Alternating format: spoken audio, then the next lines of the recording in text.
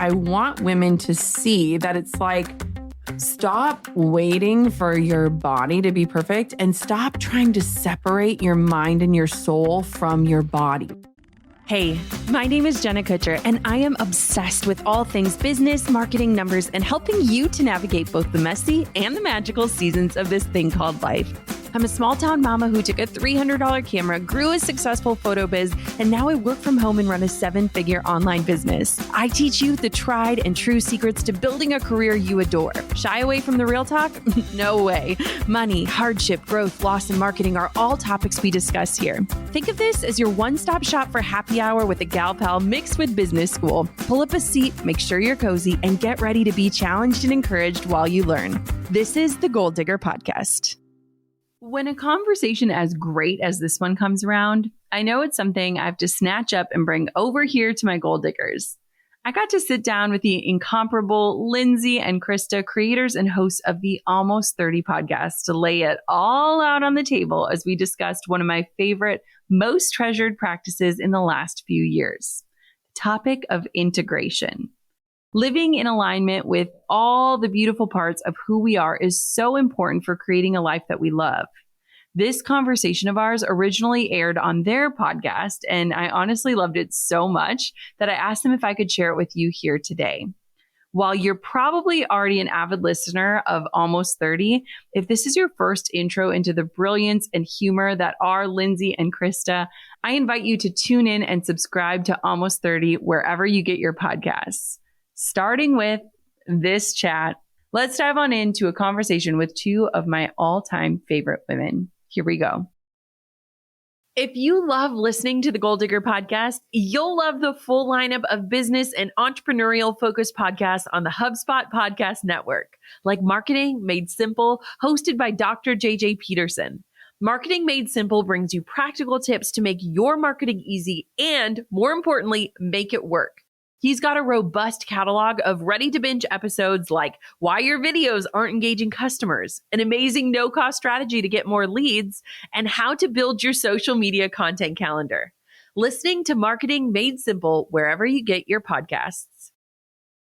Thank you to Gusto for supporting the Gold Digger Podcast. Gusto offers all-in-one payroll and HR for growing businesses. From full-service payroll and benefits to team management tools and more, Gusto makes it easy to support your hardworking team in one intuitive platform. Try 3 months for free at gusto.com/golddigger. I'm so happy to be in person. Same. This is our last interview for this trip. And I was like, oh man, what a way to close it out, and just being quote internet friends for quite some time and Forever. Being connected in that way and just admiring you. I'm like so happy to just jamming in person. My husband, I told him you're coming. He's like, oh, the homie. Oh, the homie. I mean, and I was like, can we get nachos after these, please? Yes, and we are. Yes. But it was cute because it's like, sometimes with your parents, you're like, Mom, it's Caitlin. You know Caitlin. Yeah. And they have no idea who your friends are. Yes. He's like, oh, the homie. I was like, totally. Yes, we're in. I was like, and the book, I'm so excited because we were talking about our last interview a little bit about the book writing process, which I want to talk about. But there was a post you did the other day that felt like just so true to my heart about how strangers can support you more than people that are close to you. Can you talk a little bit about that? Because I've experienced that in my life, and so have you. Yep. Oh my gosh. I mean, I think we all do. And it's so interesting to me because even sometimes I have like family members who literally won't even ask me about my work or acknowledge my work. And Drew and I will sometimes have jokes about like, what are we going to talk about? The weather and sports? Because we live in this day where I think we have more fear of what people who know us will think than strangers on the internet. And it's funny too, because I'm in this process where people are finally reading my book. And I feel so like Drew texted me the other day. He hadn't even read it. And he was like, I'm reading your book. And I was like, I would way rather have like Cornelia read this book than you. Yes. Because I'm like, I like feel naked on the page. But it is interesting because the quote that you're talking about was on Instagram, and it was just saying that people who are strangers support you more because the people who know you see where you're going and they're still where they were, where you used to be. And I relate to that so much because I moved away from home for 12 years and then came back. And I never thought I would come back. Mm-hmm. And I'm a different person. I mean, I hope we all would be in a decade. But it is really easy to feel like nobody's going to understand me. And do I even want to help them to understand me? Is it worth it? And so, it's tough. I know. I wonder that too with family, because I always come up against that when I'm with them, where we're kind of Midwest peeps. And so you come up and you're like, okay, we're going to talk about weather and sports and small talk. And it's one of those things where you don't want to be like, I'm doing this and I'm doing this. And don't you see me doing this? Because then that doesn't feel right. So it feels like you're abandoning yourself, but it's such a weird dynamic. And I always feel like I'm being inauthentic, but I don't know how to be authentic in the moment. You know what I think it is? Yeah. Is that the people who don't acknowledge it, they're watching. They're the silent observers. Yes. They never comment. They never like, but they watch everything. Yes. And they think that everything you share is your entire life. They forget that like it's 60 seconds. It is 1 minute of my day. And so they think there's nothing to talk about. I know because I follow.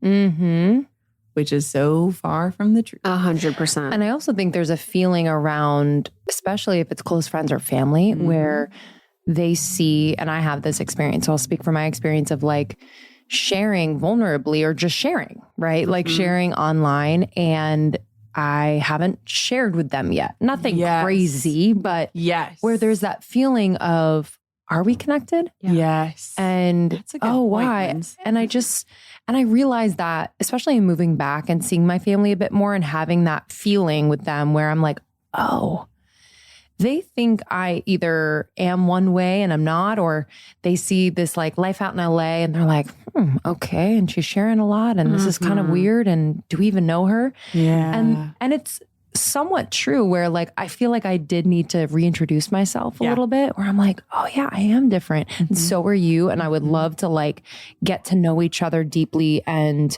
truthfully from this point, you know, rather than kind of guessing. Yeah. You know? I mean, don't you feel like though too, it's like I'm constantly meeting the newer version of myself? Yes. Every day. Every single day. And it's so like scary. It's not scary, but you're like, is it the moon? Is it my period? You're like, is it COVID? Who knows? Is it like my team? Is it my... It's like, there's so many parts of the formula that make us different in every moment and make us change. And how do you find yourself with the new versions of you? Like, how do you find yourself meeting those new versions? And what would you say the new version of you is like today? I welcome the evolution now. I used to resist change. And I think so many people can relate to that, but it's wild because change means uncertainty. But guys, look at, we just survived 2 years of utter uncertainty. And hopefully we're coming out of it different people than we were when it started. But change to me is like an invitation of like challenge and being stretched and evolution and contradiction and like all of these things. And it's really fascinating because I often think about like Drew and I have been married for almost 11 years. And like we are totally different people than when we said those vows. And yet we've both come home to ourselves over and over and over again and reestablished what that means. But we've also come back to each other every time. And it's like this like circling of like, oh, I am different than I was, or I said I would never and now I am. And, you know, and so it's fascinating to me because it's like we all resist and avoid change, but like change is where we grow. And I'd rather be evolving than standing still. Yeah. And it's like, unless you love every single part of your life, then change should be welcome, you know, because if you have parts where you're like, yeah, that could be better, it's like, then change is good. Yeah. You know, why don't our brains always go to the negative with change? So in relationship, how do you manage to do that? Is that a conversation? Like, how do you do the dance of evolving separately, but evolving together? I mean, we have a lot of funny practices, but we recently joined this app. This is not sponsored. I cannot wait. And it's called Paired, Paired. And Drew and I have never done any like formal marital counseling or anything like that. Before we got married, we had to like sit down with the pastor and do our Myers-Briggs. He's like, do you watch porn? Yeah. I was like, okay. But this app, so I've always joked that I like missed out on Tinder or like things like, I'm like, I've been married since I was 23. Like I missed all of those things. And Paired is like Tinder for married couples, where it asks you one question a day and you cannot see the other person's response until you respond. So it's like Drew responded, unlock his answer, but you have to answer it first. So you don't know what they're saying. You can't say it, however. So like a funny example was, I love that. you guys have to get it. It's amazing. I was like, can you please give me an affiliate code? But your affiliate game. I love it. Literally. I am anything you like, you're like affiliate. Respect. But like the other day, it was like, what is a question you've been meaning to ask your spouse but haven't made time for? Or how do you feel? Like this was a funny one, but it was like, how do you feel when you handle arguments via text? And Drew writes, I hate it. Why are we not talking in person? And I write, I love it. It gives me time to think about what I'm going to say and hit the backspace 800 times before I say something I regret. And I was like, how have we been together for over a decade and like never processed how we like to argue? I mean, we don't argue that much. To me, that's a good sign. But it's been actually a really good tool because I feel like right now we are in the thick of parenting. Like it couldn't be thicker than the thick. And if we're not careful, like we just talk about kids and maybe work for a hot minute, but we're just teammates in this like ping pong match of kids. And so it's been really cool for us to like have those prompts that then invite us to dive deeper without us being like, how do you feel about our intimacy? Or like there's questions of, do you feel desired by your partner? And things like that, where it's just like, oh, yeah, we're humans. Then we're a couple, then we're parents. And that's been really helpful for us. Do you set aside time to kind of go deeper on the prompts? Some of them, like some of them are I'll a be little like, surface and whatever. And then like some of them I'm like, oh. Do you ever feel like, do you want me to grab your butt a little bit more? Does that make you feel more desired? Like, well, like, you know what I mean? And so it's just like, we have fun with it. But it is like a cool invitation of entering conversations. And I'm like, and it's built by marriage counselors. So anyways, plug for that app because it has been a really good tool of like 5 minutes a day and then go deeper if you want to. But I think it is very easy when you are in states of evolution or heavy seasons, whether it's parenting or career or relational or whatever, you know, to come back to like discussions, because it's like, how often do you just coexist with the people that are closest to you? It's like that structure is really healthy, I feel like, for very unpredictable seasons. How do you, on the flip side, you know, because I see you from afar, I'm like, oh my gosh, her systems, her like everything, her business, everything's, which I'm sure we'll get into. Yeah. And when you are giving birth, you have a new being to take care of, and now two, and a family. Like, how do you go with the flow when you are so used to having these structured systems and all of that? It all runs without me now. Yeah. I mean, it can. can't. And I say that with so much confidence and love because I have built a business that supports my life and not a life around my business. Truly. You know, it's funny. So I'm in LA doing a bunch of interviews, and one of my friends yesterday, I was there and she's like, oh, stick around a while, you know, like go work up by the pool. And I said, I don't have any other work to do. And she goes, grab your laptop. And I was like, I don't have it here. She was like, what? That's fascinating. And I was like, no. Like, I'm just here. I'm like all here. I'm like all in. I'm like protecting my energy. And that is just how I operate. And of course there are heavy seasons, but I do it at a pace that feels good. So this week, it's a grind. Next week, it's free. And I honor that pace. And yes, I can hustle, but that's not like the go-to. Yeah. What made you come to that point? Because so many people are hustling and they're like, okay, but I want to be as successful as you. How do I get there by having that balance? You know, is there a period of hustle that's necessary? Like, what was your journey to that? Yeah. So in the book, I share a couple different stories around this because right now I feel like female entrepreneurs are facing two camps. I want to know if you guys agree, because actually this is really a good conversation for the three of us. So I feel like in a polarizing world where everyone is like, which side are you on? We feel like there are two sides. There's the manifestation side, the woo side, and there's the hustle side, the work side. And my editor, when she chose my book and said, like, I want to do this with you, I asked her why this book, why me? And she goes, I just feel like there are two camps that are only being displayed in entrepreneurship. And you are where the woo meets the work. Mm-hmm. You live in a space where you like hold visions and cast visions, but you're also willing to work towards them. Mm-hmm. And I think that for so many women, they're like, I've got to pick one side and go all in. I mean, as a mom, it's like, do you do baby-led weaning or do you do puree? Yeah. You only choose one. There's only one way and you are wrong, whichever one you choose. And it's like, life does not have to be like that. Mm-hmm. And so honestly, Krista, I think that the way that I got here was through my losses and through these wake-up calls and signals of like, you're building something that's not serving you. And what are you going to do? And like, what kind of mom do you want to be? And how are you going to build something that supports that? And what does that look like? And I am so proud of the business I've built, not for any other reason than the fact that like it gives me my life and I live my life. Mm-hmm. So. Yes. Yeah. Truly, truly inspiring for us. I'm wondering if you had any like fears stepping into your power, your like embodying who you are today. Was there anything holding you back? Any stories you kind of had to reprogram or cobwebs you had to clean out? Have you guys ever been like at a conference and there's someone sitting in the front row and like taking word for word notes? Like they are desperately seeking the answer. Mm-hmm. Like they paid their money and they want you to teach them exactly what to do. Yes. I feel like at the beginning of my journey, I felt a lot like that, where I was like, I will be the best student and you just tell me what to do and you say jump and I say how high and I go. And I think a lot of people do that. And it pulls you further away from your intuition and it also pulls you further away from your mission. And hustle culture and also just too like how people define success is so different. And yet like we all kind of picture the same thing of what it should look like. And so I think the only times where I really faced like fears or things was like when I was running off of someone else's definition. And then I arrive in a moment and I'm like, I thought this would feel different. This doesn't feel good, or this isn't what I wanted, or like I somehow got off course and need to find my way back.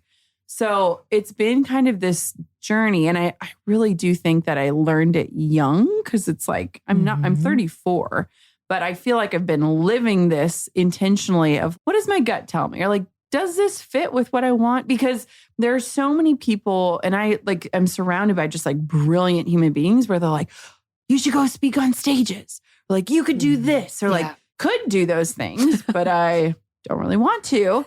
And so it's like listening to that and being unapologetic and like saying, that's not for me. Like, thank you. That's sweet. But like, not for me. I feel like that's made you more magnetic. Yes. That is hard like, to get. Yeah. It's hard to get. I know. I like it. That's why it's magnetic. I'm like, I need to take note. And just that discernment, I think, is so powerful because I think that's what stops or paralyzes people because there's so many ways in which you can express. There's so many ways in which you can be successful, make money, do whatever. And sometimes I feel, I'm like, the menu is so big. This is a cheesecake factory. Like, I don't know what to have. Truly. You know what I mean? Yes. But to know thyself, to know kind of like what feels really good and to know what really is aligned with the life that you want to live. Yeah. You know, I think that's like what I'm taking away from that. That's really important. Yeah. I think too, when you talk about like, how do you define success is so important. And I think so many people are working and so many women specifically are working and they're doing the things and I don't know if they know why. I agree. You know? And I also fear that they'll arrive, it's not going to feel good, and then they're going to lose their ability to trust themselves to make the next decision. Right? Because it's like, how many times are we almost out there in pursuit to prove ourselves wrong? And so it's like, oh, I thought I wanted the corner office and the high heels and the power suits, but I really like sweatpants and my feet don't fit into high heels. But I've already invested this much, or I've already said this, or I've already told people this is what I'm going to go after. So if I don't do it, I'm going to be a failure. And it's like, we're working off of other people's maps. And there's a line in the book that says like, sometimes other people's directions aren't going to help you reach your destination. And in a world that has an excess of information out there and an excess of opinions, it's really easy for us to say, like, give me your map, give me your map. But what if our destinations are so totally different? Like, what I have done is not going to lead you to the same space. You know what I mean? Yes. And you don't want to be in the same space. And that's what's hard is that social media makes us all kind of curate to the same solution and same space. Yep.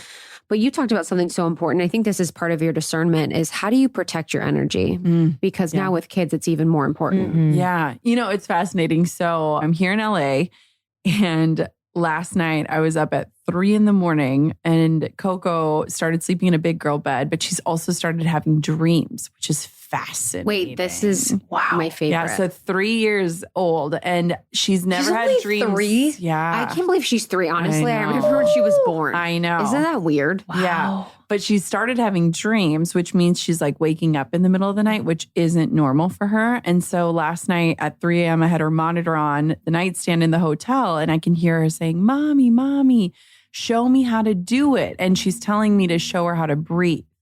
And so I'm literally saying, smell the flowers, blow out the candles. And I repeated that on a loop. I was like, I need to like record this and like figure out how to do this. So I'm not literally sitting there for an hour, literally an hour straight. And it was fascinating because I feel like as someone who lives in integrity and stuff, I'm like, this is where my energy needs to go right now. I know I have a busy day tomorrow, but like, this is where, like, I was so tempted to be like, I'm booking a flight home, baby. I'll see you in the morning. But, you know, it's fascinating because I am experiencing this season of like, everything feels really full. And it's full in not a bad way, but like stretched. And I'm only stretched because I love all the things. And so it's like, there's so much love. I love being a mom and I love the work I do and I love this book. And like, how do I balance all the love? And I think that feels overwhelming at times. But when it comes to staying in alignment and like working off of my own definition of success, it's not like, what is it supposed to look like? It's like, how is it supposed to feel? And it's been really unique because I've never launched a book before. And let me tell you, it's a lot of work, but I am doing it in a way that is so aligned with how I work, what I'm willing to do, what I'm not willing to do. And wherever it lands and however it does, it's not up to me anymore. I'm releasing it. There's a reason it's called a book release. You release it into the world and it ends up where it's meant to. What makes this book launch like really unique to what feels aligned to you? Because everyone has these ideas on what you got to do to sell books. Yes. And it's like, you got to have a 3-day event. And I'm like, nope. And you got to go on a book tour in 20 cities. Nope. And, you know, and so it's like fascinating to me because I really went in with my eyes wide open and said, there are things I'm willing to do and there are things I'm not willing to do. And I will only be away from my family X amount of days, which is literally like 6 total. And well, I will say yes to certain opportunities. But if I say no, it's not a reflection of me not thinking it's worthy. It's me just saying no because I'm at my bandwidth. So it's fascinating though, because the book world is weird. Weird, dude. I mean, weird. That's why I think it's kept me from the process because I feel like you hear so much about it and you're like, It's wild though, how much I loved it. Okay. Same. What do you mean? Process. Yeah. Okay. But you're so like, I could see you being like, this is my outline. This is how we, you know what I mean? And just being like, I was so very structured. Oh, my editor was like, oh, you actually make deadlines. Because I was like, it will be to you by 12:31 midnight. And it was like 12:31 at 10:59 p.m. And I was like, and send. Yeah, you're like, are you done with that edit? Oh, literally. So I wouldn't recommend birthing a baby and like turning in your book within 10 days of each other because I was like, I literally met every single deadline that I set. But then there's parts of the process where like other people weren't meeting the deadline. And I was like, I have the ultimate deadline that is about to come through my body. So we've got to keep it up. But it's wild because I mean, I can't wait for you guys to write a book. But I always said like, I will never do this. I will never do it. And it is the hardest I've ever worked on anything. Wow. The most like love and energy I've ever given anything. And I've done it all behind the scenes without anyone reading, knowing anything, like without any feedback, because I was very set on like, this is my story. So I did everything backwards. I wrote the entire manuscript by myself without a deal, agent, nothing. I didn't even enter into the world of books because I was like, I just want to write this for me. And like, even if nobody ever touches it, sees it, gives a 5-star review or whatever, this is my story. And not even just my story, but like, these are the things I want to pass on. Like, I just really pictured my daughters reading it someday. Yeah, I did everything backwards because I feel like the minute money and deadlines get involved, my creativity is squashed. Yeah, I really love that backwards because I've been thinking about that with our process and I'm like, oh man, like it just feels like it doesn't allow for, because when I think of writing, I'm like, you got to just let it all out. Yeah. And then you kind of lean it out and edit it back. And so I really love that. It's so fascinating that you gave birth during that time and just that like birth of two things. Yes. And how do you feel like just those two things happening at once really influenced the other? Yeah. Well, one gave me deadlines because I feel like we would just keep editing. And editing and editing. And at some point, you've got to just release it. Yeah. Yes. So that was really wonderful. It was funny because I felt this guilt because I didn't even know if the baby in my belly was a boy or a girl. So I'm like writing the book and there's all these stories about Coco. And I was like, by the time this book comes out, this child is going to be like 7 months old and yet she's not even mentioned in the book. And so that was like really weird because like as a mom, I was like, do I say like to my girls, is it a girl and a boy? Is it children? I don't even know. But someone on my team said this and I loved it. And they were like, as the baby's heartbeat grew stronger, so did yours throughout this process. And there was so much, I mean, they say too that like writing a book is like birthing a baby. And I was like, well, I did them both at the same time. Yes. But it really is because it's like you're being stretched and you're being challenged and you're like, I loved every bit of it. Like I am like, everyone go write your book because I mean, here's the thing. And this is what I've really kept close to me. And this is why I think I have good boundaries around this process is because it is not my life's work, but it is a very important piece of the work in my life. And I think it's really easy for authors to like, you know, you get to the end of this marathon of working on a project for 2+ years and you're like, oh, this has got to just crush it. But it's like, no, this is just a really important piece of the work in my life. And I love that. How do you have such, it's like your perspective is so beyond your years. I know. I think I'm a very old soul. I feel Have you ever done a reading or anything? Yes and no. So my mom actually was just telling a story. I was asking my mom, I was like, someone on my Instagram messaged me about Coco and they were like, we've been watching her and they were saying, they're like, we think she might be a gifted child. And I was like, well, every mom thinks their child is gifted. I love how you get tons of messages and you're like, let me read this one. Yeah, I was like, ruffle my feathers more. Tell me about my gifted child. But she is very, like, she intuitive. is very wise and like intuitive. Like she would be like 2.5 and Drew and I would do a date night and we'd come back the next morning. So literally 12 hours later and she'd say, how was your date? What did you eat? What did you do? And like, it's like, when you said she's 3, I was like, I know. She has this like spirit about her that does feel really old. And so I called my mom up. I was like, do you think Coco is gifted? I love that. And my mom was like, well, I mean, like, yeah. But, and she's like, but you were like that. And she's like, I remember having a Christmas party with my girlfriends and you were literally like 7 years old and like sitting at the table and like, so tell me about your family conversations with these women. Yeah. And my mom was like, I remember people were kind of like, what is this child? You know, like, what is this? And I think I've always been like that.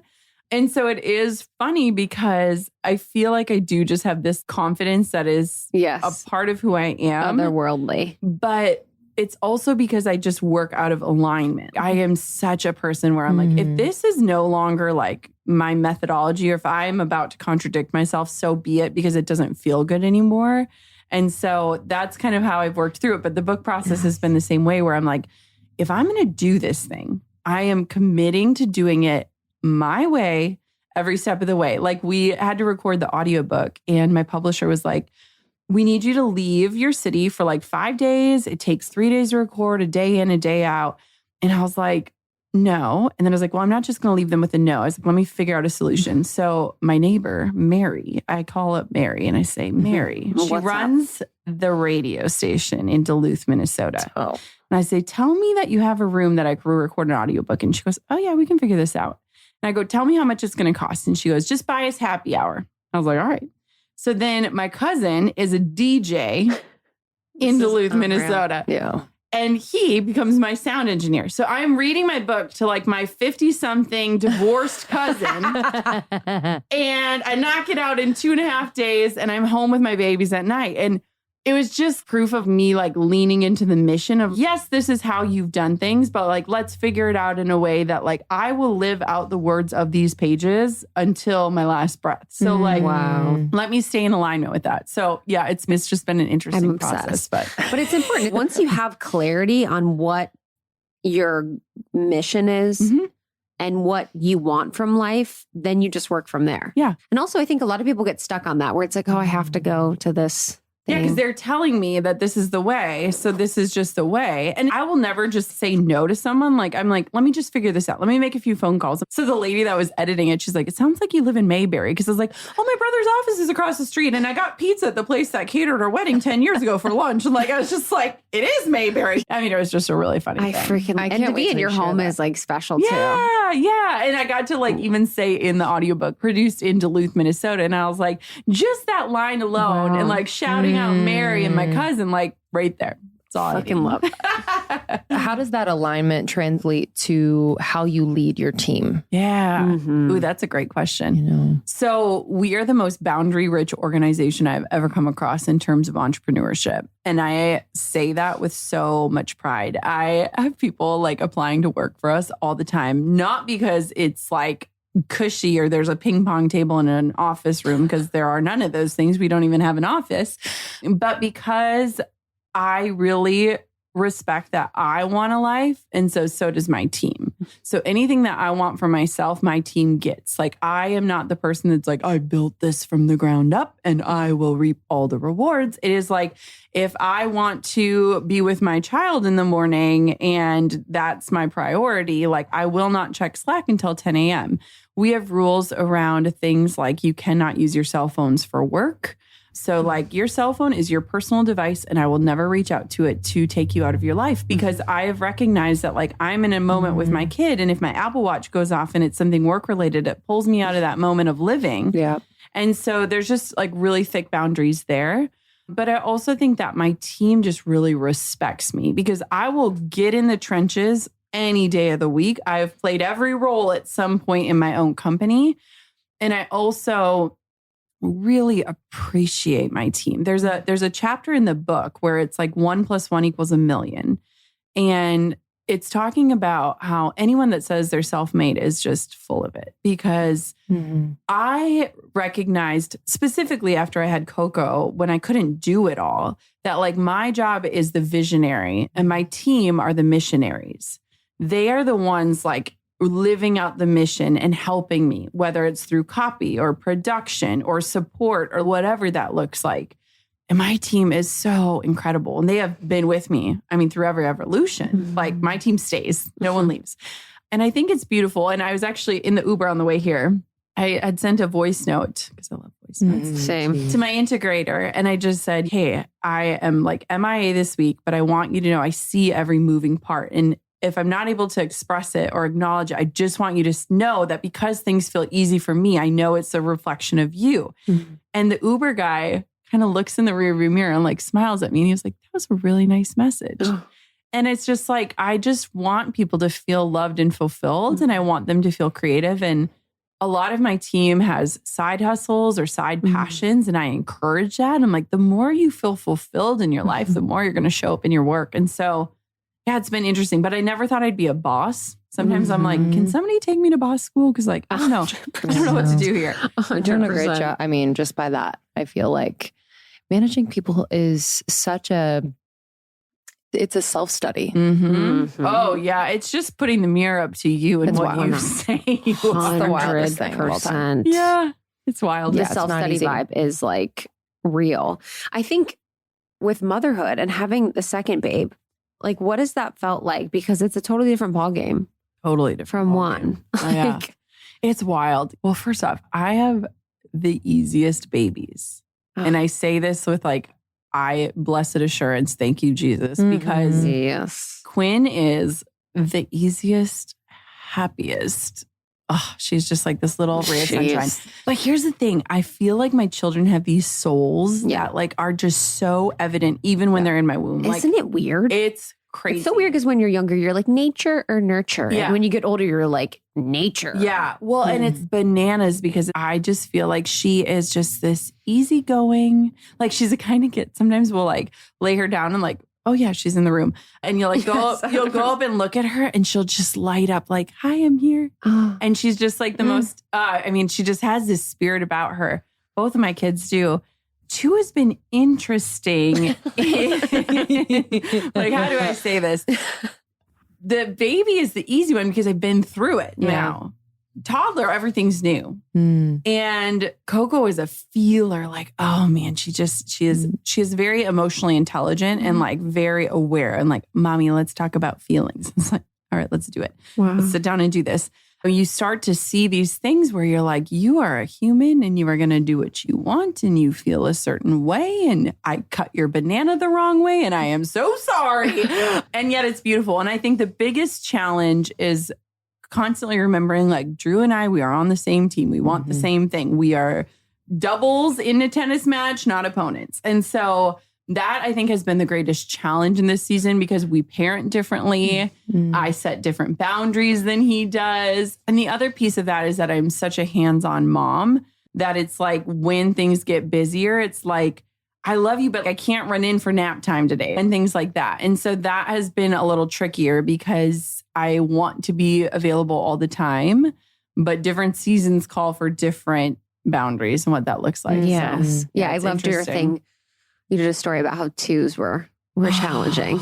You're like, especially too when you're a conscious parent, you're like, I know you're listening to everything I'm saying. Conscious. And I know it's kind of like you a little bit because you're so conscious. You're like, I'm way too awake to all of this. And I'm like, am I ruining you? Like, I'm like, you're like, am I empowering you or traumatizing you? I know. Like one night she was just fighting bed and I literally started crying because I was just like, she was in this moment where it was just like she was feeling so many things and she said, I don't like you. And I was like, even when you don't like me, I love you. I love you and I'm here and I'm not leaving. And it's crazy because I started crying because I was just like, I'm so overwhelmed right now. I don't know what to do. And she grabbed my face with her hands and she goes, Mommy, I will never leave you. You are safe. It's okay to be sad.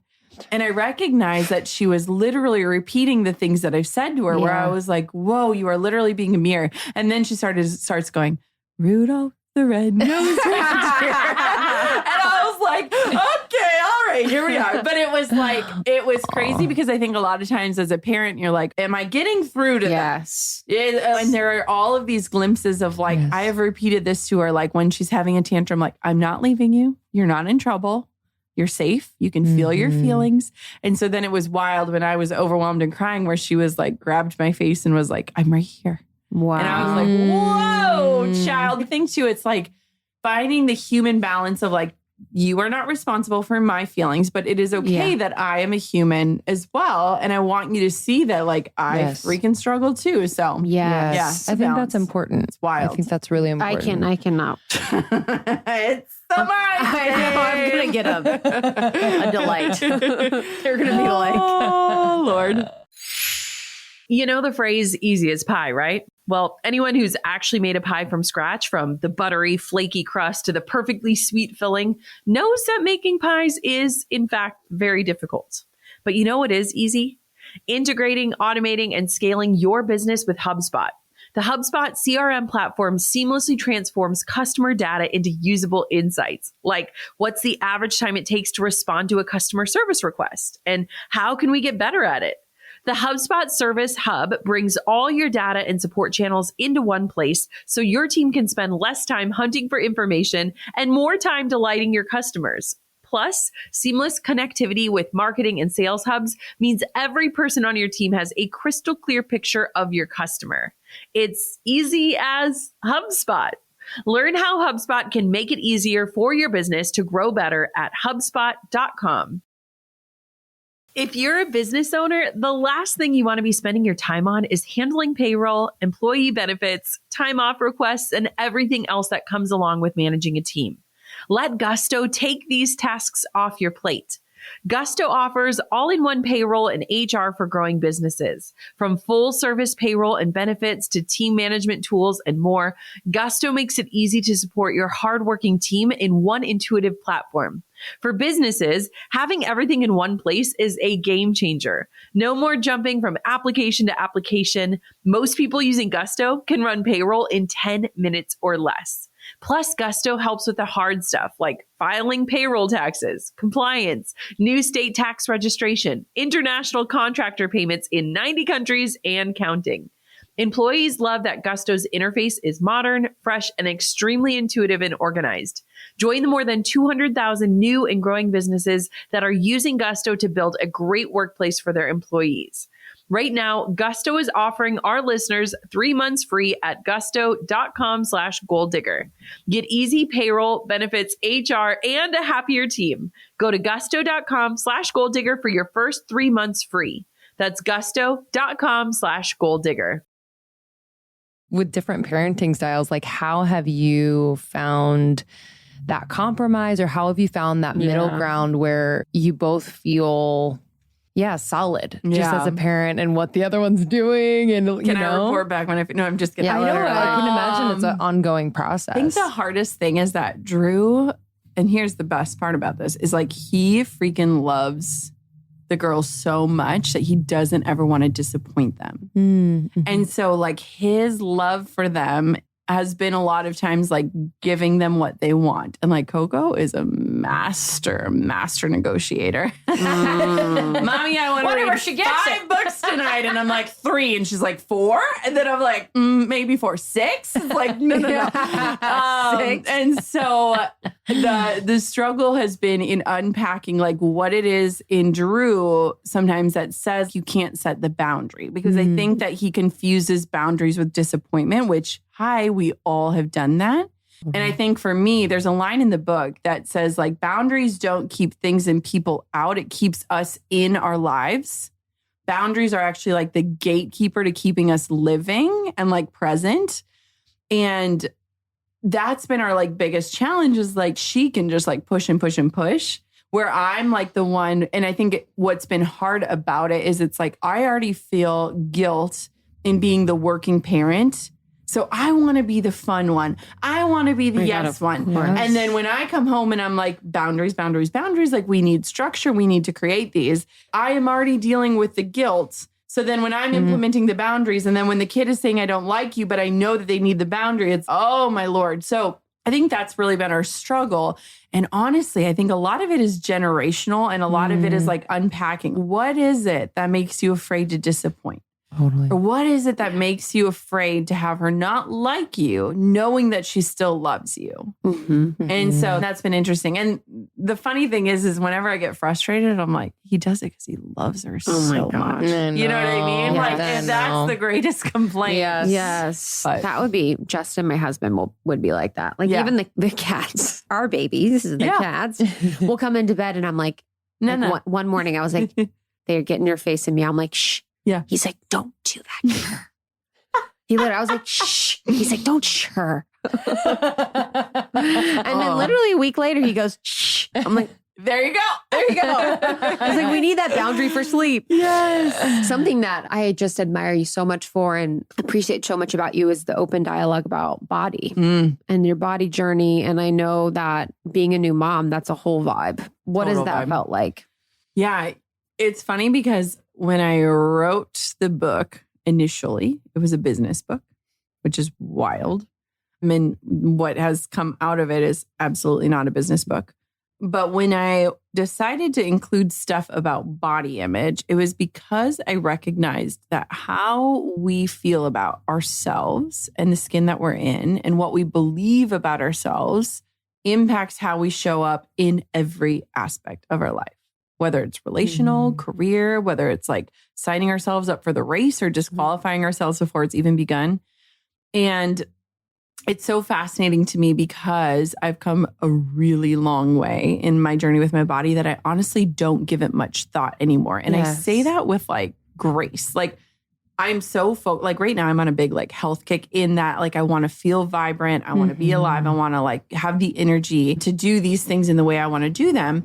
But at the same point, I don't stand in front of a mirror and like pick myself apart anymore. And I don't, if something doesn't fit me, I don't blame my body. I blame the thing. And so when I wrote the chapters about body image, it felt so relevant because I'm like, so many women refuse to record the Instagram story or show the picture or sign up for the job or get on the dating app or like whatever that is because of what they believe about their body. And there's a line in the book that says like, our bodies are our personalities' Tupperware. Like they are just our meat suit, like the shell that is housing your heart and your soul. They are so much less than we fixate on them for. Like how much of our lives, how much time have we focused on what we hate about ourselves, what we want to change, why we aren't enough, why we don't work. And it's like, we are wasting our lives focusing on things that really don't disqualify ourselves from our dreams. Yeah, it's like the best way to take power from women. Absolutely. Is just have us constantly living our lives, working on fixing this thing that will never be fixed. Yeah. It's just constant. Yeah, I think about that with even my journey. I'm like, oh my God, how much time and energy was spent just thinking about it and counting and planning, and all of that is just so exhausting. And so many women struggle with that. I think it's been fascinating. In our journey, Jamie Lynn Kerna, you know, we ended up talking a lot about body in our interview with her. And it's just fascinating someone that success and that level, anybody that we know, no matter their success level or no matter what they do, how visible or not visible they are, they struggle. Oh, yeah. And it's just crazy. I feel like I've leveraged something that used to be an insecurity to be like my greatest asset, which is fascinating because have you guys ever had like an insecurity and you want to call it out before someone else can weaponize it against you? Yes. Like where you're like, I know my nose is funny, or like, I know I got a chin here, or like, I know, you know. Yes. Sometimes we're like so afraid to be called out on these things that guess what? No one is paying attention to. That we almost use it as like a crutch of like, hey guys, I know I'm this way, so you can't say that so that I feel like crap. I'm aware. It's been really interesting doing interviews and like the men all bring up the body thing. And it's with you? Yeah. Well, and it's funny like how I would love to hear that. It's funny how they try to word it. And so sometimes I'm like, okay, your audience is going to like look me up and be like, what are we talking about here? I mean, I truly believe that because I'm like, I am a normal person with a very normal body. Yes. That's why it's like, even when I did body episodes, it was hard for me to talk about because I'm like, now you're going to be like, what is she talking about? Yeah. Or like they'll say like, what are you can't talk. You're like, you're not curvy. You don't qualify for curve and you're not plus size, but you're also not straight size. And you're like, and it's like, why are we still categorizing? That's part of the problem. It's fascinating. But yeah, I really love that I included a lot of dialogue about body and my journey with my body because I want women to see that it's like, stop waiting for your body to be perfect and stop trying to separate your mind and your soul from your body. I just feel like I can show up wholly me in the skin I'm in and I like don't give much thought. Like I give the same amount of thought to my body as I do like my brain. I'm not a mother yet, but I can imagine that initiation also just allows you to see your body in a completely different way. It's like seeing the power of the body, the transformation, it created the resilience, it created a being. It's just, I know we hear it, but then when you experience it, I can imagine it's just. Well, and it's funny too, how we like talk to Coco has really helped me transform. Like, food makes you strong. These foods help you see better. This helps your hair grow. Oh my goodness, when you rest, your body is growing and stretching, you know, and like, look at how strong you are. And when she toots, we're like, your belly's talking. And like, you know, it's like, it's just funny. And I like often think about, there's a story about how the first time I became aware of my body was when I was 8 and a boy pointed out my leg hair. Oh my God. And I Wow. went home and I like asked my parents, can I shave my legs? And my parents were like, you are 8 years old. No. And guess what? I did it anyways. And I think about, and I've polled my Instagram audience multiple times on this, like, do you remember the first time you like suddenly became aware of your body? As in, it's not just like the thing that you go down the slide with, but like it's a thing and it's not, quote, correct. And I mean, it's devastating to see the age. And I think it's only getting younger, to be honest. And that story was about how like I vowed to wear pants no matter the temperature of the room. And my mom, bless her heart, was angry at me for like going against her wishes, but then taught me like, here's how to shave your legs without making a battlefield of cuts, because there's so many things in our lives that we're going to be told are wrong or different. And I think about my children, and there was actually a story that got cut from the book, and I'm reading it on my podcast because I loved it and I almost fought for it. But at the last minute, I was like, let's just remove it. But it was about Coco and her mole. And like when she was 2, she like kept licking her finger, trying to wipe a mole off her arm. And I was like, baby, this is your special spot. This makes you unique. I love your spots. Like I want to count them every day. I thought I was having this really profound parenting moment. And then she said like pancakes or something. And I was like, okay, that didn't land. And then the next day I went to wake her up and she started kissing that spot. And she started kissing the spots on my body. And I realized, whoa, like what we are told to believe about ourselves, like sinks really deep. And so it makes me think about like, what are we told and what are we consuming and how does that make us feel? And if she can change her mind in a day, why can't we change our mind in a week or a month or a year? And so I think we're all on that journey. Side note question, just on consumption and kids, like, do you have like a boundary around that or just kind of a thought around that?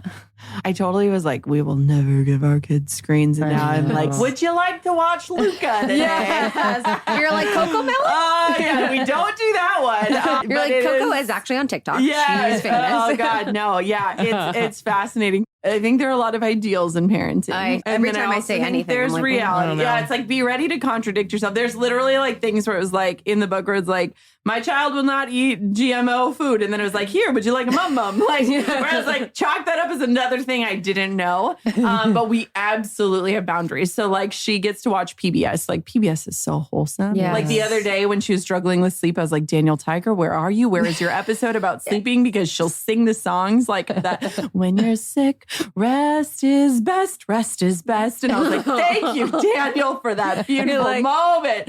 And so there are absolute tools and stuff. And like, we're really cautious about what she watches. Like we don't allow like scary parts in movies and like something like things like that. I'm like, oh my gosh, we will go as long as we possibly ever can without her having a phone. Like I was 16, so I'm going to hold that over her. And I'm also going to try to find parents that also hold that boundary so that it's not like my friends will have this, but she's in a Montessori school and we have not had the traditional parenting experience because of COVID. So like we have not gotten to meet other parents or like visit her classroom or things. And so things are finally opening up and we got to go in her classroom and we were just kind of asking them. And the teacher of the middle school, we're talking to the middle school because we're like, how does this work? And she goes, if kids have a question, they have to look it up in the encyclopedias.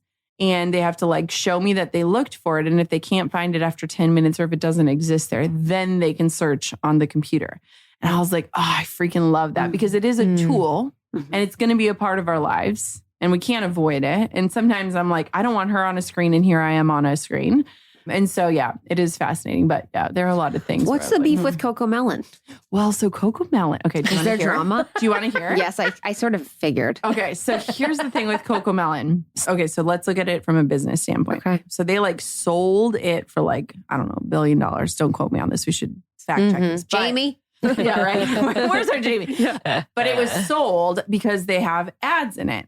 Now, here's what happens is Coco Melon is overstimulating to get children addicted to it. So if you watch it, the noises sound like an arcade. And the way that it is shot is visually raising like dopamine levels in children, literally to create addiction in them. And there's actually been studies. So this is not just like my I've heard It's not a cartoon. It's like It's a cartoon. Is, but yeah, it's like an animated thing. And it's like they have gamified this show where kids literally get addicted to it, where they can't be in a still room because they're so used to being overstimulated. And she's actually never watched the show, but I saw that like in an article. And it's like, of course, if I don't already have enough things to worry about, but like PBS is really a safe bet. But yeah, it's crazy that, and then you think of it from a business standpoint, it's like the more views they have, the more ad dollars they get. They sold this as a company. This isn't just an entertainment thing. This is like, how do we get more views? You get more views by creating stimulating content. Children get addicted. Bada bing, bada boom. Wow. That is so heartbreaking. Isn't that wild? It's heartbreaking because they don't have the choice. You know, kids don't know what's going on and they don't have the choice to participate or understand what's happening. And that's a brain addiction. Absolutely it is. You know, it's a physical addiction. Yeah. Actually scary. There's like some drama with Teletubbies too. I don't know that Tell me one. more. I'll tell you. I'll remember what it was, but there's some like weird things about Teletubbies. There's some like weird subliminal messaging and things too. For sure. Yeah. For sure. Did anyone watch Zoobaloo Zoo? No.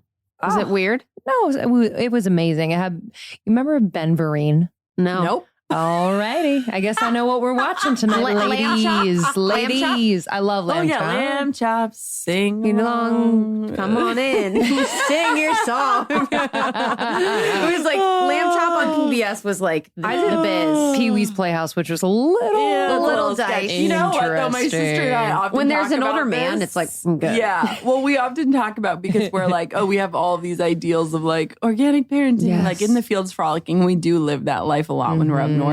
But we often tease my mom because I'm like, we watched a lot of TV. And my sister was like, Mom, I remember when you limited my consumption to 6 hours a day. And I was so angry. I mean, we watched a lot of TV. And like, 6 hours? I mean, literally, like my sister was the watched babysitter. Pocahontas every single day for months. And I was like, a full movie? And she was like, twice in a day. and it's funny because my parents were insane parents and like all of us kids turned out really good. So whenever me and my sister start like doubting, like, oh, is this okay? We're like, well, we turned out all right. And like we knew the whole TGIF lineup, so we're okay. TGIF, Sabrina Someone goes, you remind me of Sabrina or Sabrina the Teenage Witch. I was like, that's hilarious. Melissa Joan Hart, baby. So Family Matters. Full House. Yep. Sabrina. Yep. What was The other Suzanne Summers one. Yeah, Step by Step. Step by Step. Yep. Step by step. Boy Meets World. Boy Meets World. Boy Meets World. Yep. Oh my God. Your sister, I love her. Yeah, she's amazing. She's pregnant. A hoot. She's pregnant. How does that? So here's the funny. So we're all very like open in my family about like ovulation and cycles and the moon. And I had passed along all of my like ovulation tracker. Like basically as soon as Quinn came out, I was like, take it all. I'm done. No more kids. No more. All done. Ship has sailed. Out. Over and out. And so the day I brought Quinn home from the hospital, I knew my sister was supposed to get her period. So I was like, Kater, did you take your pregnancy test yet? And she was like, no. Like, I think I ovulated late this month. Da, da, da, da. So then a couple minutes later, I was like, if you're not telling me because I have a brand new baby in my arms and you don't want to spoil today, this isn't about me. Tell me what happened. And she's like, oh my God, I took the test like 2 hours ago. Like she was freaking out. So it was really special because I was like, no, this is only going to like joy upon joy. This is not about like whose moment is what. This is so freaking cool. I'm very excited to watch her become a mom and for her to kind of understand what I've been going through the last couple of years. And I'm also excited to give her all the things. Like literally as we like are getting out of baby clothes and stuff, I'm like, take this and I get to see your kiddo in this. So yeah, that's been really special. And I wasn't ever sure if we would overlap in this way because she's 6 years younger than me. And so part of me too is like, the season of waiting. Now it's like, cool, like our kids are going to be less than a year apart and that's going to be really fun. Cousins, baby. Yeah. I love seeing you and your fam. Yeah. Like your parents, your grandparents. It's really rare and special and just like a really good reminder, you know, and I know that not all families look the same and not everyone has their parents or grandparents around, but the people that you do call family, I just feel like anytime I catch that on social, I'm like, oh, that's such a good reminder of what is important as far as like that relationship goes and pouring into that and just being present for that. Yes.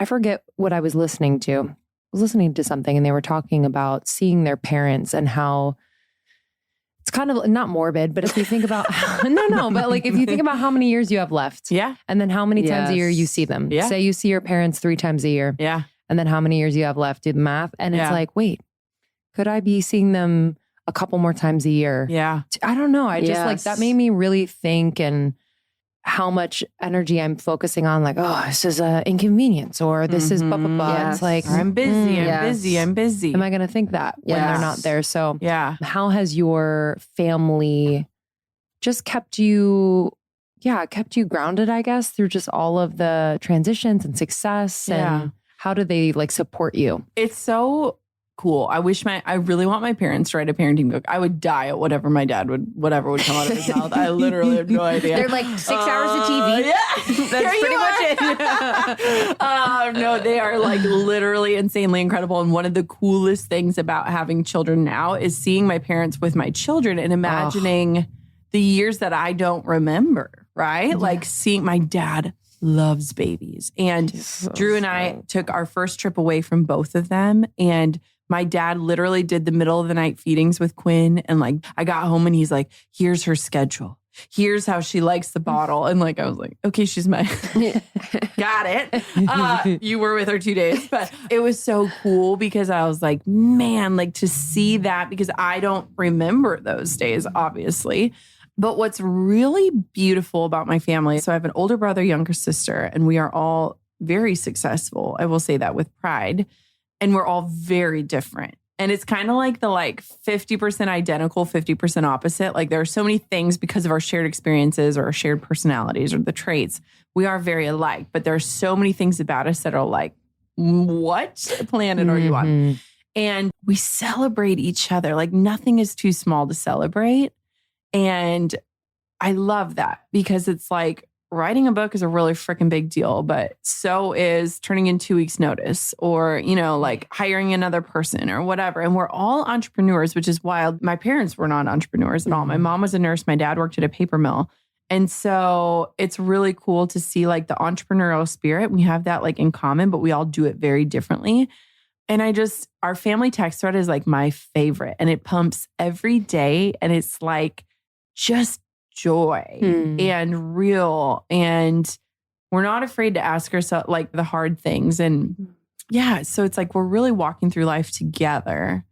And I love that. And I value that. And to your point too, of like how often you see your family and stuff, it's like so many of us like go out in pursuit of our dreams or do these things so that we have more freedom, so that we can prioritize our values. And we say things are our values, but when you look at your calendar or your conversation, oftentimes they don't line up. And I think that's where we're kind of living with that like struggle or pressure, like feeling like we're not enough because we're not actually like living into the value. Mm-hmm. Yes, 100%. My last question. What's your ideal good life right now? Like, how would you define success for yourself right now? I really want to get this book out into the world. And it's weird because I always thought books were a big ego play. I mean, they kind of can be. Yes. But I always was like, why do people do this? I remember. You're like, I don't know. I care so much about people being touched by it in a way that like I couldn't understand, like with a depth and like a ferocity of like where I catch myself being like, why am I doing all this work right now? It's because I care so much about it and I believe in it. And like, it is my best work today. And I say that just like, I like am really proud of myself, but the good life right now is like getting this book out into the world, but like bringing the people who like helped make it possible on the journey with me. And if you say that writing a book is like birthing a baby, like there are doulas in my life all around me reminding me to breathe and to like not push too hard and to take it slow and to like, I want it to be just like this celebration of the process, but also the stories and the years that made the stories possible. And as I'm like hearing people's takeaways and things like, and I'm like, oh, like someone was like, this one line like changed my life. And I was like, I didn't think twice about that line, but it's like cool to see how people interpret it and like what they take away from it. And so it is really wild to me, like how much I care about it, but I just can't wait to see it like have its wings and get out into the world. Yes. Which is weird. I mean, that's how it should be. Yeah. And it You know, reflects. to love it. It feels good. Yeah. It feels really good. It tells me about your like genuine passion for that process and like really pouring your heart into it. Yeah. And I would do it Not all everyone over writes their again. books. I'll say it. Yes. I'll say it. She You know what said was it. funny is when I did my She audiobook, said like it went really fast because they were like, it's going to take like 4 days. And I was like, give me like 2. Yeah. And afterwards, I like asked the editor or whatever. And I was like, oh, that was really fun. Like, I really loved it. And she was like, that's because you wrote it. Yes. And she was like, you would not believe how many because this woman produces like hundreds of audiobooks a year. And she was like, you wouldn't believe how many people sit down at a mic and they're like, I would have never said that. Or like, this wasn't right. Or like, I need to call. This wasn't. Yeah. And I was like, whoa. And I was like, what percentage of people like actually write their books? And she was like, I would say 60% have a ghostwriter, 40% actually are in the work. I'm And I not was surprised. Like, Wow. wild. Which is Wow. crazy. And here's what I would challenge your listeners is like, next time you read any book, I hope it's mine, but next time you read any book, read the acknowledgments. When I became an author or in the process of writing the book, I read a lot. I love reading and I read just for fun. Like I can't read the nerdy stuff. And I always read the acknowledgments, and there are so many people that go into the process. And it's wild because the author's name is the one on the cover. But there are so many people, from editors to agents to publishers to the person that designed the cover to the person that shot the bio photo to the and it's beautiful because it's like there is that chapter in my book like where 1 + 1 = 1,000,000. It's like when we keep coming together for the mission, it's made possible. So it's my words and my story, but like, man, there were people behind me every step of the way. And I think that's so cool. It is so cool. It is so cool. The title's So You Too. You want to hear how we landed on Yes. that? Yes, I actually please. wrote down, I was like, title. Do you want to hear other titles that we Yes, had please. throughout the process? I kind of want to like guess. You got any ideas? You're going to die at this story Work about meets one the of woo. them. No, but I Woo mean, meets that's the good. word. So the first working title was Enriched. And I actually really like that title still because someone had said to me, if you read my book, actually in the epilogue is my favorite part of the book because it's talking about this massage therapist and how the whole book came to be. It's a really weird story. And she said to me, like, you're going to empower so many people through this book. And then she goes, no. Empower isn't the right word. You're going to enrich the lives of people through this book. And I loved the word enrich because it was like, empower kind of signifies that we've lost the power somewhere. And I don't really think but enrich. So the first working title was Enriched. Then it was Close Your Eyes because it was like all about like coming home to yourself, which is a great theme in the book. And I remember I was getting my hair cut and I like told my hairstylist like I think we're going to call the book Close Your Eyes. And she's like, oh, that sounds like a horror. like close your eyes and like the monster. And I was like, I'm like, we're done. It's ruined. I was like, this is why people don't tell people their babies' names before the babies are born. But I was like, thank God for that feedback. She's like, oh, that sounds scary. And I was like, crazy. I'm like, I don't know if it's my trauma, but like, and then what? yes. Like, I literally think I'm like, And we were like visualizing it like, it has like literally, yeah, something. I'm like, so that was the book title number 2. And then it was literally 10 days before Quinn was born. And you guys, I suck at naming things. Like my first course was named the Jenna Kutcher course. I literally had mugs made with like JK course. And like, I mean, I couldn't name my children for like days. Like we were in the hospital and they're like, you need to name your child before you leave. And it was days before Quinn was born. Everything's due. We're finally like the title is the last thing. And I was voice texting people to get help because I was like, I don't know what to name. I literally don't know. And I kept describing it. And I was like, it's the difference in a conversation when you get past the how are you and like you feel safe enough to answer the question like, how are you really? And I kept saying that. And then someone was like, why don't you just call it how are you really? I was like, really? And then I was like, I got to sit on this because it wasn't like what I pictured. Love it. I love it too. And I couldn't believe it wasn't taken. Yes, that's what I thought too. I was like, how is this not a whole thing? Yeah, I know. So, because it's like a whole it is. It's a vibe brand. It's an energy. It's a whole brand. The whole vibe. It's like a whole like merch line. Yeah. Like a whole like dad hat line. Yeah. We'll be affiliates. Can you help? Yeah. Can you help me with that? I got you. We'll do the best. We'll be your affiliates. We'll package the merch. Thank you. We got that. Thank you. This was so fun. I I'm know. so grateful you came in person. I know. Thank This you. Excited is to a hang. blast. I know. We Thank get you more guys. time. All right. Well, this won't be the last time. I feel like we No. have many more to do. I want to Yeah. come to your house. Can Yeah. you? Yes. That'd be great. Do you want to all try to fit in my closet so we can record something? Yes. Actually, I'm no done. work. Yeah. No, yeah, that's true. no Actually, work. that's true. That's no true. work. Come hang. I honestly, it's like your places are like my dream. I'm You're like, always invited. like the woods. Do it. Okay, guys. We'll see you soon. Yes, we love you. Love you much. See why that was one of those episodes that needed to have a second home on the internet here on Gold Digger?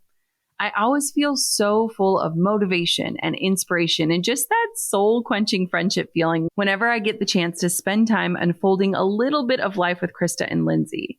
I hope you felt some of that too. It's humans like this that make it even easier to dig into the deeper parts of life without the post-oversharing headache. And I know we could have talked for another handful of hours without even batting an eye, which we actually did at dinner that night. Just means that I'm going to have to talk to them more often. In the meantime, there is an expansive timeline of over 500 episodes of the Almost 30 podcast to tide you and I over. Search Almost 30 in your favorite podcast listening app, hit that subscribe button, and jump on in. Until next time, Gold Diggers, keep on digging your biggest goals, and thank you so much for listening to another episode of the podcast. I'm over here giving you a virtual high five because you just finished another episode of the Gold Digger podcast. Did that go by way too fast for anyone else? If you want more, head over to golddiggerpodcast.com for show notes and all the discount codes from today's sponsors. And if you're looking for a new crew of movers and shakers like you to bounce ideas and ask questions, be sure to join my exclusive community for Gold Diggers on Facebook. The link's waiting for you at golddiggerpodcast.com.